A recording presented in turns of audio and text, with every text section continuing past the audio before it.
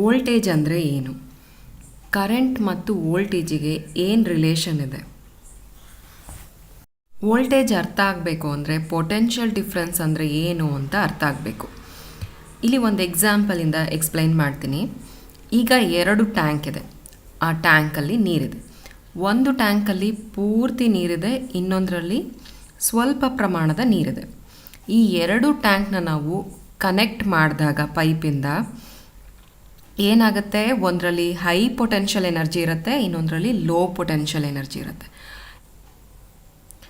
ಯಾವುದೇ ಲಿಕ್ವಿಡ್ ಆಗಲಿ electric charge ಆಗಲಿ ಹೈ ಪೊಟೆನ್ಷಿಯಲ್ ಎನರ್ಜಿ ಕಡೆಯಿಂದ ಲೋ ಪೊಟೆನ್ಷಿಯಲ್ ಎನರ್ಜಿ ಇರೋ ಕಡೆಗೆ ಫ್ಲೋ ಆಗುತ್ತೆ.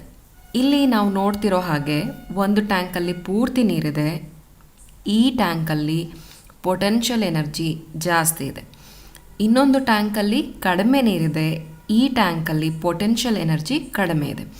ಈ 2 ಟ್ಯಾಂಕ್ನ ನಾವು ವಾಟರ್ ಪೈಪಿಂದ ಕನೆಕ್ಟ್ ಮಾಡಿದಾಗ ಏನಾಗುತ್ತೆ, ಹೈ ಪೊಟೆನ್ಷಿಯಲ್ ಎನರ್ಜಿ ಇರೋ ಟ್ಯಾಂಕಿಂದ ವಾಟರ್ ಏನಿದೆ ಅದು ಪೈಪ್ನ ಮುಖಾಂತರ ಲೋ ಪೊಟೆನ್ಷಿಯಲ್ ಎನರ್ಜಿ ಇರೋ ಟ್ಯಾಂಕಿಗೆ ಫ್ಲೋ ಆಗೋದಕ್ಕೆ ಸ್ಟಾರ್ಟ್ ಆಗುತ್ತೆ.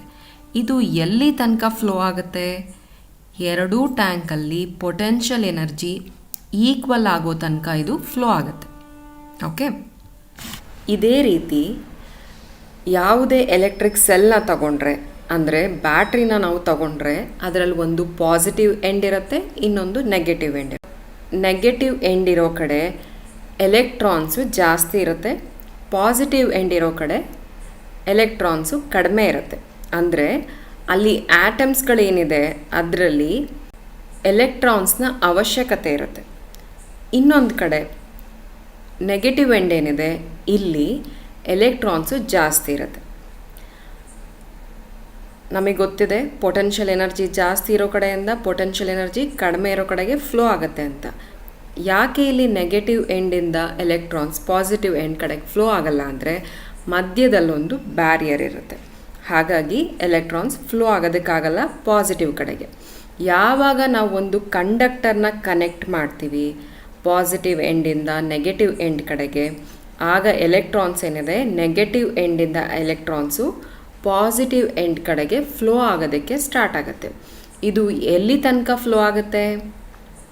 2 ಸೈಡಲ್ಲಿ ಪೊಟೆನ್ಷಿಯಲ್ ಎನರ್ಜಿ ಈಕ್ವಲ್ ಆಗೋ ತನಕ ಇದು ಫ್ಲೋ ಆಗುತ್ತೆ. ಓಕೆ, ಈಗ ನಮಗೆ ಗೊತ್ತಾಯಿತು ಪೊಟೆನ್ಷಿಯಲ್ ಎನರ್ಜಿ ಅಂದರೆ ಏನು ಅಂತ, ಮತ್ತು ಪೊಟೆನ್ಷಿಯಲ್ ಎನರ್ಜಿ ಡಿಫ್ರೆನ್ಸಿಂದ ಎಲೆಕ್ಟ್ರಾನ್ಸು ಸರ್ಕ್ಯೂಟಲ್ಲಿ ಫ್ಲೋ ಆಗುತ್ತೆ ಅಂತ ಗೊತ್ತಾಯಿತು. ಓಕೆ, ಈಗ ವೋಲ್ಟೇಜ್ ಅಂದರೆ ಏನು ಅಂತ ತಿಳ್ಕೊಳ್ಳೋಣ. ವೋಲ್ಟೇಜ್ ಅಂದರೆ ಸರ್ಕ್ಯೂಟಲ್ಲಿ 2 ಪಾಯಿಂಟಲ್ಲಿ ಏನು ಪೊಟೆನ್ಷಿಯಲ್ ಡಿಫ್ರೆನ್ಸ್ ಇದೆ ಅದನ್ನು ವೋಲ್ಟೇಜ್ ಅಂತ ಕರಿತೀವಿ. ವೋಲ್ಟೇಜ್ ಎಷ್ಟು ಜಾಸ್ತಿ ಆಗುತ್ತೆ ಅಷ್ಟು ಜಾಸ್ತಿ ಕರೆಂಟ್ ಸರ್ಕ್ಯೂಟಲ್ಲಿ ಫ್ಲೋ ಆಗುತ್ತೆ. ಅಂದರೆ ವೋಲ್ಟೇಜ್ ಜಾಸ್ತಿ ಆದರೆ ಕರೆಂಟ್ ಕೂಡ ಜಾಸ್ತಿ ಆಗುತ್ತೆ, ವೋಲ್ಟೇಜ್ ಕಡಿಮೆ ಆದರೆ ಕರೆಂಟ್ ಕೂಡ ಕಡಿಮೆ ಆಗುತ್ತೆ. So voltage is directly proportional to current. Voltage ಏನಿದೆ ಇದು ಡೈರೆಕ್ಟ್ಲಿ ಪ್ರಪೋರ್ಷನಲ್ ಆಗಿರುತ್ತೆ ಕರೆಂಟಿಗೆ. ಕರೆಂಟ್ ಅಂದರೆ ಎಲೆಕ್ಟ್ರಾನ್ ಸರ್ಕ್ಯೂಟಲ್ಲಿ ಫ್ಲೋ ಆಗೋದು. ಈ ಎಲೆಕ್ಟ್ರಾನ್ಸು ಸರ್ಕ್ಯೂಟಲ್ಲಿ ಫ್ಲೋ ಆಗಬೇಕಂದ್ರೆ ಅಲ್ಲಿ ವೋಲ್ಟೇಜ್ ಇರಬೇಕು, ಅಲ್ಲಿ ಪೊಟೆನ್ಷಿಯಲ್ ಡಿಫ್ರೆನ್ಸ್ ಕ್ರಿಯೇಟ್ ಆಗಬೇಕು. ಒಂದು ಪಾಯಿಂಟಲ್ಲಿ ಜಾಸ್ತಿ ಪೊಟೆನ್ಷಿಯಲ್ ಎನರ್ಜಿ ಇರಬೇಕು, ಇನ್ನೊಂದು ಕಡೆ ಕಡಿಮೆ ಪೊಟೆನ್ಷಿಯಲ್ ಎನರ್ಜಿ ಇರಬೇಕು. ಈ ಡಿಫ್ರೆನ್ಸ್ ಇದ್ದಾಗ ಮಾತ್ರ ಎಲೆಕ್ಟ್ರಾನ್ಸು ಸರ್ಕ್ಯೂಟಲ್ಲಿ ಫ್ಲೋ ಆಗುತ್ತೆ. ಎಲೆಕ್ಟ್ರಾನ್ಸ್ ಕಂಡಕ್ಟರಲ್ಲೂ ಇರುತ್ತೆ, ಬ್ಯಾಟ್ರಿಯಲ್ಲೂ ಇರುತ್ತೆ. ಆದರೆ ಎಲೆಕ್ಟ್ರಾನ್ಸ್ ಮೂವ್ ಆಗಬೇಕಂದ್ರೆ ವೋಲ್ಟೇಜ್ನ ಅವಶ್ಯಕತೆ ಇರುತ್ತೆ. ಸರ್ಕ್ಯೂಟಲ್ಲಿ ವೋಲ್ಟೇಜ್ ಇದ್ದರೆ ಮಾತ್ರ ಎಲೆಕ್ಟ್ರಾನ್ಸ್ ಫ್ಲೋ ಆಗುತ್ತೆ, ಇಲ್ಲ ಅಂದರೆ ಎಲೆಕ್ಟ್ರಾನ್ಸ್ ಫ್ಲೋ ಆಗಲ್ಲ. ವೋಲ್ಟೇಜ್ ಇರೋದು ಅಂದರೆ ಏನು? ಪೊಟೆನ್ಷಿಯಲ್ ಡಿಫ್ರೆನ್ಸ್ ಕ್ರಿಯೇಟ್ ಆಗಬೇಕು ಒಂದು ಎಂಡಲ್ಲಿ ಮತ್ತು ಇನ್ನೊಂದು ಎಂಡಲ್ಲಿ. ಎಲೆಕ್ಟ್ರಿಕ್ ಪೊಟೆನ್ಷಿಯಲ್ ಏನಿದೆ ಇದರ ಡಿಫ್ರೆನ್ಸ್ ಕ್ರಿಯೇಟ್ ಆಗಬೇಕು. ಒಂದು ಕಡೆ ಜಾಸ್ತಿ ಪೊಟೆನ್ಷಿಯಲ್ ಎನರ್ಜಿ ಇರಬೇಕು, ಇನ್ನೊಂದು ಕಡೆ ಕಡಿಮೆ ಪೊಟೆನ್ಷಿಯಲ್ ಎನರ್ಜಿ ಇರಬೇಕು. ಅಂಥ ಟೈಮಲ್ಲಿ ಎಲೆಕ್ಟ್ರಾನ್ಸ್ ಏನಿದೆ ಜಾಸ್ತಿ ಪೊಟೆನ್ಷಿಯಲ್ ಎನರ್ಜಿ ಇರೋ ಕಡೆಯಿಂದ ಕಡಿಮೆ ಪೊಟೆನ್ಷಿಯಲ್ ಎನರ್ಜಿ ಇರೋ ಕಡೆಗೆ ಫ್ಲೋ ಆಗೋದಕ್ಕೆ ಸ್ಟಾರ್ಟ್ ಆಗುತ್ತೆ. Voltage is the difference in electric potential energy between 2 points in a circuit. ವೋಲ್ಟೇಜ್ನ SI ಯೂನಿಟ್ ವೋಲ್ಟ್.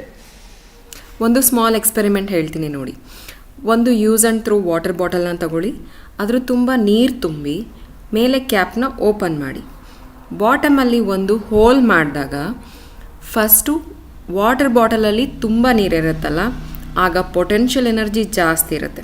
ಅವಾಗೇನಾಗುತ್ತೆ, ಆ ಹೋಲ್ನ ಮುಖಾಂತರ ವಾಟರ್ ಫಾಸ್ಟಾಗಿ ಫ್ಲೋ ಆಗುತ್ತೆ. ಆದರೆ ನೀರು ಯಾವಾಗ ಕಡಿಮೆ ಆಗ್ತಾ ಬರುತ್ತೆ ಆಗ ಪೊಟೆನ್ಷಿಯಲ್ ಎನರ್ಜಿ ಕೂಡ ಕಡಿಮೆ ಆಗುತ್ತೆ. ಆಗ ವಾಟರ್ ಏನು ಹೊರಗೆ ಫ್ಲೋ ಆಗ್ತಿತ್ತು ಹೋಲ್ನ ಮುಖಾಂತರ, ಅದು ಸ್ಲೋ ಡೌನ್ ಆಗುತ್ತೆ. ಯಾಕೆ ಹೀಗಾಯಿತು? ಯಾಕಂದರೆ ಪೊಟೆನ್ಷಿಯಲ್ ಎನರ್ಜಿ ಕಡಿಮೆ ಆದಾಗ ವಾಟರ್ ಫ್ಲೋ ಕೂಡ ಕಡಿಮೆ ಆಯಿತು. ಇದೇ ರೀತಿ ಪೊಟೆನ್ಷಿಯಲ್ ಎನರ್ಜಿಯ ಡಿಫ್ರೆನ್ಸ್ ಏನಿದೆ ಎರಡು ಪಾಯಿಂಟ್ ಮಧ್ಯ, ಅದನ್ನು ವೋಲ್ಟೇಜ್ ಅಂತ ಕರಿತೀವಿ.